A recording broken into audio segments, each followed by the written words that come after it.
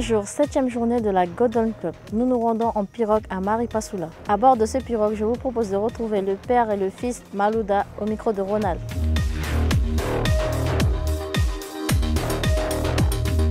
Bonjour, je suis avec le père et le fils Malouda. Florent, la première fois que tu as joué au football, c'était avec ton père?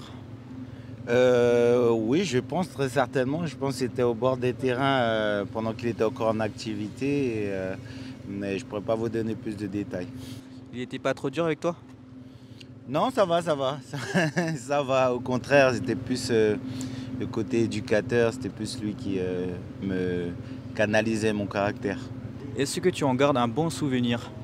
Oui, on va dire que ça m'a permis de me construire et on va dire dans les premières années de ma vie, notamment au niveau du football, ça m'a donné des bases qui m'ont servi par la suite, donc c'est un excellent souvenir. Philippe, est-ce que tu as très vite ressenti que Florent pouvait aller loin dans le football? Déjà, avant de vous répondre, je vais vous dire que vous avez un privilège aujourd'hui qu'on soit réunis, parce que lui vit à l'extérieur et moi en Guyane. Alors bien sûr, dans les petites catégories, il a toujours joué, après il a toujours été surclassé. Donc il a intégré très tôt les sélections, et aussi même par exemple au tournoi international qu'on appelait Caraïbes Foot. Il y avait des équipes de Haïti, Saint-Étienne, etc.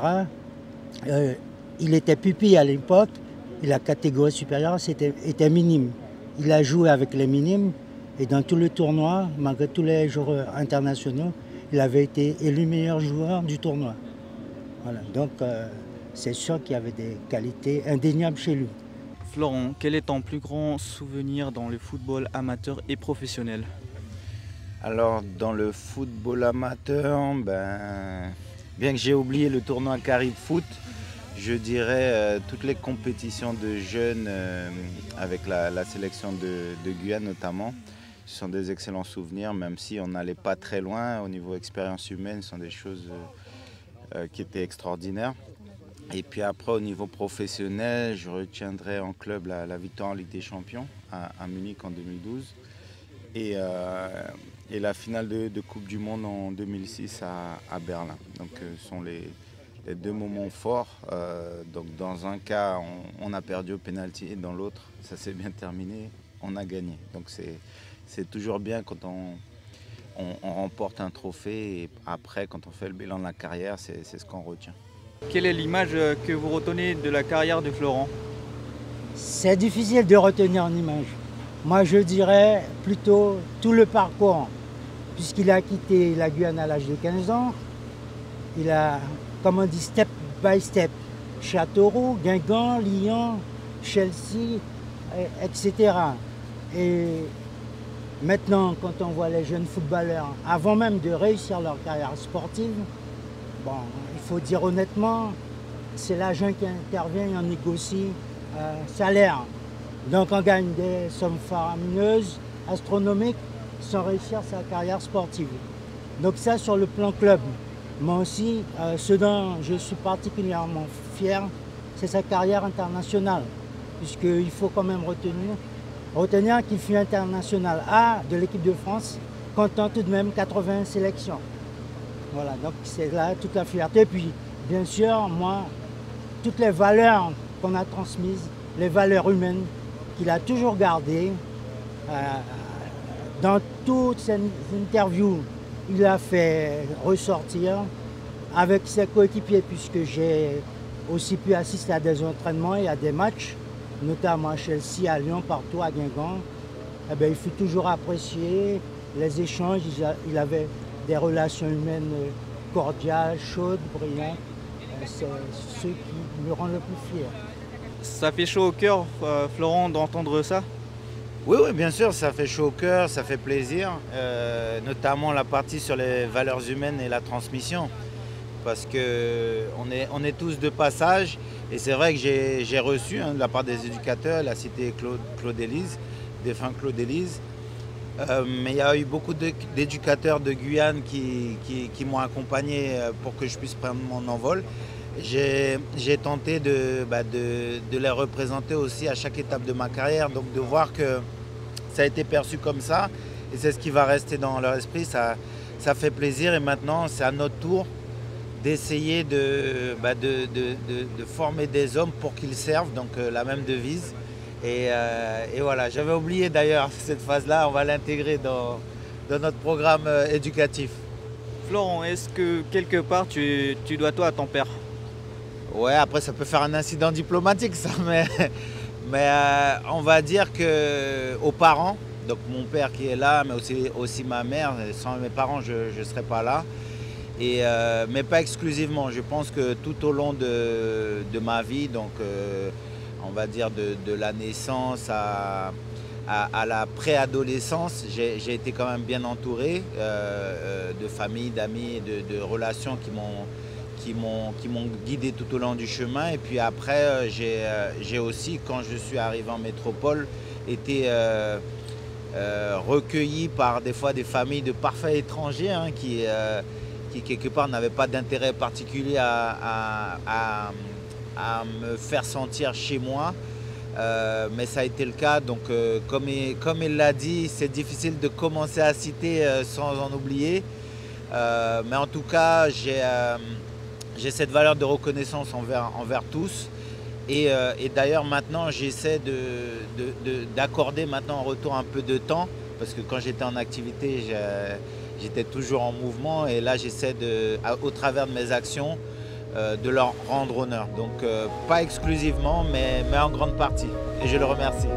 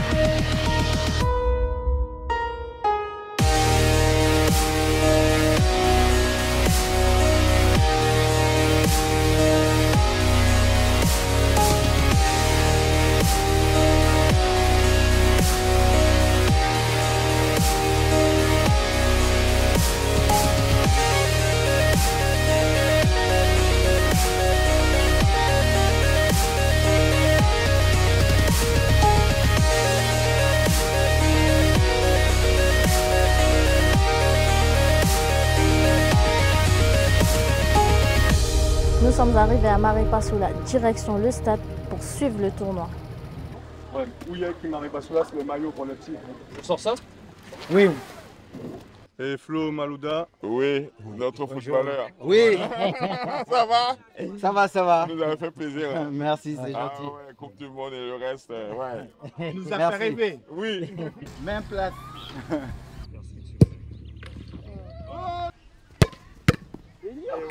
Après cette petite séance de tir au but entre Florent Malouda et Ronnie Alouma. En attendant le début du tournoi, je vous propose de regarder le deuxième épisode sur les conséquences sanitaires de l'orpaillage illégal.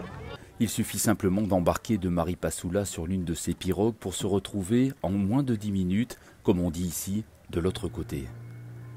Cerise sur le gâteau, le transport est gratuit, un service pris en charge par les commerçants du Suriname qui ont fait de leur magasin un business apparemment bien lucratif. Munis d'une caméra discrète, nous rentrons dans plusieurs de ces magasins qui longent le fleuve. À peine cachés dans l'arrière-boutique derrière les rayons de produits alimentaires et sanitaires, nous tombons sur une panoplie de matériel industriel. La caverne d'Ali Baba de l'orpaillage illégal. Ici, on peut même payer en euros ou en or. De retour sur la pirogue de Michel Aloïqué, notre guide, nous décidons de remonter le fleuve Maroni. Il y a 40 ans, j'allais à la pêche avec mon grand-père. Et je savais que les poissons qu'on pêchait, ils étaient sains. Maintenant, j'ai plus cette mentalité pour dire, voilà, ce que j'ai mangé là, je sais déjà qu'il est contaminé. Un peu plus au sud, très vite, nous constatons les conséquences de cet afflux de population qui s'installe sur la côte du Suriname. Ici, à ciel ouvert sur les rives du fleuve, des déchets à perte de vue. C'est les déchets qui viennent des Chinois, qui font leur commerce. Et puis après, chaque jour, il y a des consommations. Donc il y a des déchets et puis ils déposent là. C'est horrible. Les gens viennent pêcher là et puis ils revendent à Maripasoula. Les poissons sont contaminés. Ah, c'est contaminé.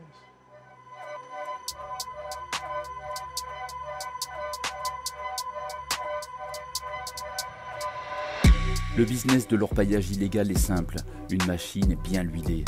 Les Brésiliens se fournissent en matériel pour exploiter l'or dans les magasins du Suriname, traversent le fleuve pour récupérer illégalement l'or en Guyane et le revendent au Suriname entre 55 et 63 € le gramme. En pleine journée, les orpailleurs clandestins n'hésitent pas à ravitailler des mines illégales. Ici, chargés à bloc, 3 pirogues s'apprêtent à acheminer du matériel sur un camp d'orpaillage côté français. À bord, des motopompes, des tuyaux, des fûts d'essence, il y a même des quads pour se déplacer plus rapidement en forêt pour rejoindre les sites en exploitation. C'est comme ça chaque jour. Le mouvement, il est comme ça chaque jour. Alors, quand l'État dit qu'il y a une diminution, je dis, moi je vois par mes propres yeux. Vous êtes là avec vous, ils ne sont pas là juste pour faire l'image. Ils sont là parce qu'ils sont là pour travailler.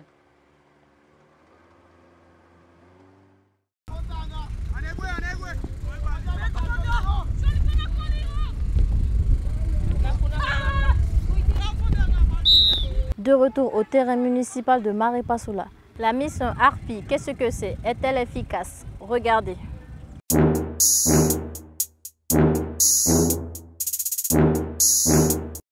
Les derniers relevés aériens du parc amazonien de Guyane, notamment en matière de déboisement, faisaient état d'une centaine d'hectares de déboisés illégalement pour de l'orpaillage illégal. On peut penser que c'est 100 hectares de trop, bien sûr. Mais si on doit regarder ce qui se passe au Brésil, qu'on doit regarder ce qui se passe au Suriname, c'est-à-dire le Suriname, notre voisin de gauche à l'ouest, de l'autre côté du Maroni, ce sont des dizaines de milliers d'hectares. Donc on peut penser que notre lutte, c'est une goutte d'eau par rapport à tout ce qui se passe, mais vis-à-vis de nos voisins, je pense qu'on est un peu un exemple. En quelques années, nous avons réussi à calculer que nous avons diminué par 2 la quantité d'or qui quitte la Guyane par l'orpaillage illégal. Ça, c'est un premier point. Un deuxième point, nous avons également réussi à ne plus avoir de sites qui présentaient plusieurs centaines d'orpailleurs illégaux. C'était le cas sur Dorlin, c'était le cas sur Grande Usine pour parler d'un certain nombre d'environnements. C'était le cas aussi dans l'ouest guyanais. Eh bien, nous n'avons plus aujourd'hui de villages d'orpailleurs illégaux, entre guillemets. Et donc, nous sommes passés plutôt à un traitement d'exploitation plus artisanale. Et donc ça, c'est un résultat fort aussi pour nous. De manière tout à fait numérique, les garimperos sont 5 à 6 000 actuellement en Guyane. Ils ont été plus par le passé. Là aussi, on voit qu'il y a un plafond de verre au niveau de la population de ces personnes-là en Guyane. Ça n'évolue que peu, voire ça évolue défavorablement pour eux, donc c'est tant mieux. Contrairement à ce qui se passe encore une fois au Suriname ou au Brésil, où là, on a des dizaines, voire des centaines de milliers de personnes, puisque pour rappel, pour la partie nord de l'Amérique du Sud, l'orpaillage illégal emploie grosso modo 200 000 personnes. C'est efficace. C'est encore plus efficace quand c'est associé à une action diplomatique, à une action sociale et à une action économique. Et c'est là qu'on a une efficacité. Pour l'instant, on arrive à contenir le phénomène. Et on sait que pour l'éradiquer, il faut lutter sur l'ensemble de ces volets dont j'ai parlé, répressif, diplomatique, social et économique.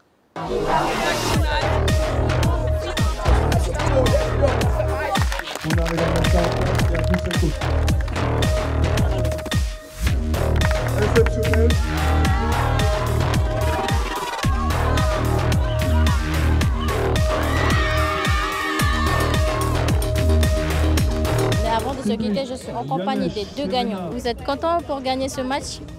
Oui, très contente d'avoir gagné ce match. On a gagné 3 matchs et je suis très contente d'aller au final demain contre les autres communes. Et qu'est-ce qui a fait la différence? Ce qui a fait la différence, c'est les placements, les attaques et les défenseurs qui se sont bien placés et bien joués en faisant des passes à toutes les équipes. Vous l'avez vu, ce sont les 2 équipes finalistes qui remportent ces journées à Maripasoula. Quant à nous, on se retrouve demain pour la grande finale à Maripasoula.